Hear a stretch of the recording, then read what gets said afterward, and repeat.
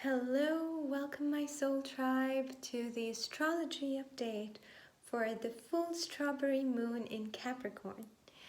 So, we have all been through quite a period, huh? We went through eclipse season the last couple of weeks, and we went through a new moon in Gemini, which is ruled by Mercury, and Mercury was retrograde, causing us to really highlight and see about communications, how we communicate, how others communicate with us, and take inventory of our relationships, which ones are serving us, which ones aren't.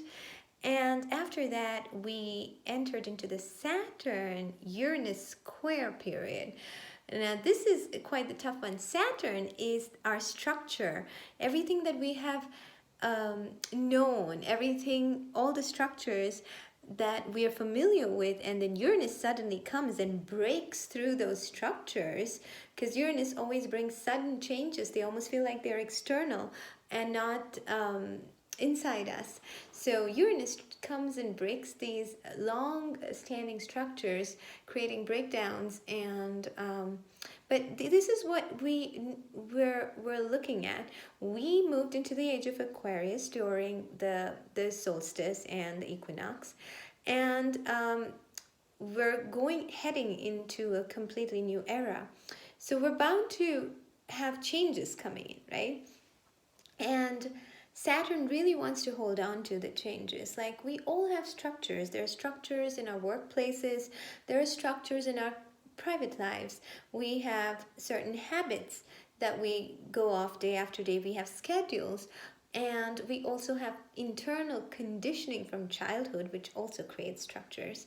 And these are the things that Uranus is coming to break down, because it's trying to make space and bring in the new, and trying to make us understand that it's good to have structures, but when the structures become so rigid that they no longer serve us, then it's time to kind of give a fresh take to things. Like, for instance, if you're going to work using the same route every day, maybe try a different route this time, right?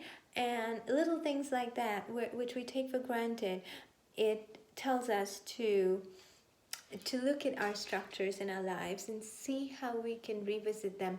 But a lot of times when Uranus comes through, it brings these sudden shifts that almost feel like are being placed upon us and are external and not of our creation, not ones that we wanted. So just understand that that's how change works, right? Change is mostly sudden, and we've been talking about this change. So it's not like it's really very sudden. We've been talking about the change coming for a while. So anytime the change is coming, especially during eclipse season, where it likes to bring things out from the closet that is part of our reality, but we're not ready to look at that part of our reality, then eclipses shake things up so that that reality becomes, it comes to our forefront, and then we do something about it. And at the same time, there was the Saturn-Uranus square. So now, after all that heavy lifting, right, in Aries season, we started new things. In Taurus season, we solidified and created structures for those new things. And now Gemini season comes with its Mercury retrograde and technical breakdowns, and revisiting the way we communicate, the way we interact, the way what works and what doesn't. And now that we have taken that time to revisit and internalize and shift what's not working, now the beautiful Capricorn full moon starts the Cancer season with a lot of auspiciousness. We're moving into a lighter period, a much more brighter period. Now we're more resilient now that we've gone through these shifts. And there is Mercury went direct on Tuesday, and now we have the Sun trining Jupiter, which is an extremely auspicious alignment. Anything Jupiter touches, it expands, and when the Sun is shining light to it, it's about to expand everything. So after this really a big slowdown period, we're suddenly gaining a lot of momentum. So it's time to put that manifestation out there. It's a time for big magic, big manifestation, a lot of forward momentum, and that's what the Capricorn full moon brings. So it brings a lot of good news. Um, so what's really happening during the Capricorn full moon, right? What's going on is that first let me talk about the Cancer Capricorn axis and what it does for us. So Capricorn is a builder, you know, it's slowly and steadily. It's like the tortoise and the hare story. Slowly and steadily builds, and you know, it comes to culmination. Now, the strawberry full moon, it's called the strawberry full moon because every season is different, and this is strawberry season. And it helps us connect to our heart. So when the moon is in Capricorn, the sun is in Cancer, which is opposing the moon, and that's where the sun is shining light. And Cancer is our deep innermost feelings. So this invites us to really connect with our deep feelings, and ask us if we do honor ourselves, if we do practice self-love, and you know, it asks us if we nurture ourselves, if we, you know, are we too caught up in the expectations and judgments about other people that other people portray upon us, or are we really looking at what is going on for us?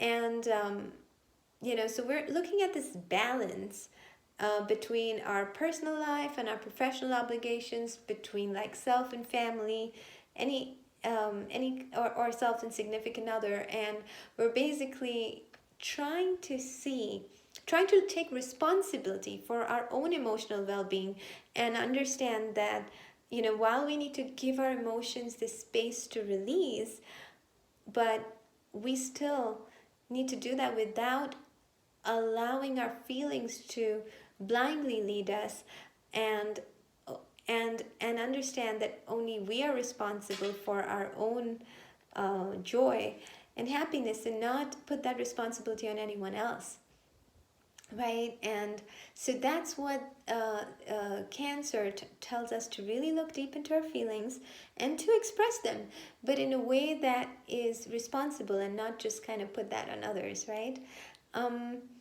But yeah, because we have the Saturn-Uranus square, there is of course unexpected changes in our social lives, in our in different parts of our lives, and that could bring things that feel very disruptive from the external. And but what it's really teaching us is to face the parts of ourselves that we have suppressed and denied, and rise from the ashes. So that's what this particular alignment of Saturn and Uranus does. That how much were we following other people's rules and structures, and not really allowing ourselves to shine in the process? And now we're no longer going to do that. There's a very interesting and deep alignment. There's Venus, which is opposing Pluto, but it's trining Neptune. So that brings very deep connections. With Venus trine Neptune, it is a great time to connect with the divine. It's a great time to make new bonds, and connect with art and music. But because it's opposing Pluto, it's basically telling us to find a deeper sense of security within ourselves. Because Venus is not just about loving others, but it's about self-love as well. And so finding that security inside us, so that we can strengthen our self-worth and learn to value ourselves, and make choices that allow us to feel good within ourselves, right? That's what this is bringing us. So but it's definitely bringing a shift in the way we love, what we love, who we love, and as we take account of you know, how much our relationships are really serving us. And we are very receptive because of the trine to Neptune. We're very sensitive, And Pluto allows us to look really deep inside ourselves to be able to make those conclusions. So this full moon is really about, breaking cycles, old paradigms, old belief systems, old structures, and encouraging us to really nurture our own inner child the way we nurture others, and so that we can feel safe, unconditionally safe and loved within ourselves.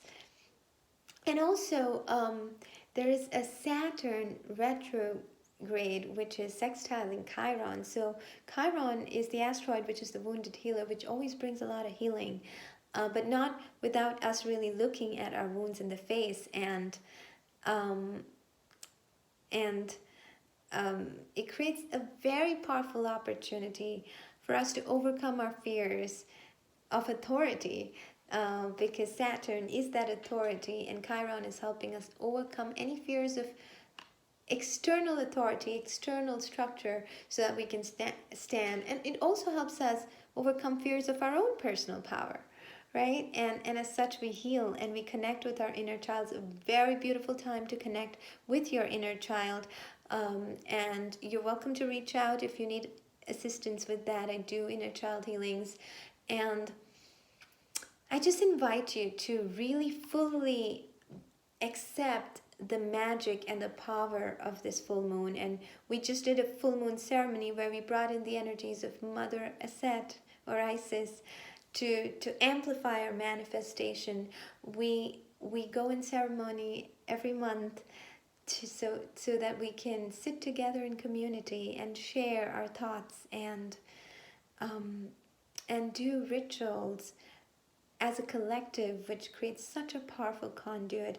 And then we always bring in a deity who would like to come through, and I encourage you to bring in the magic of whichever deity that you think will help you with your manifestation, because that it only empowers it so much more. And definitely put your manifestations out there in the universe, because this is manifesting big time with this giant forward momentum and the Sun-Jupiter trine. And it's about time. We've all been through a lot of delays with the retrogrades, and now we're ready to bring out our lights and shine. So shine your light, be in your truth, and really love yourself and your inner child. Thank you for listening. Happy full moon.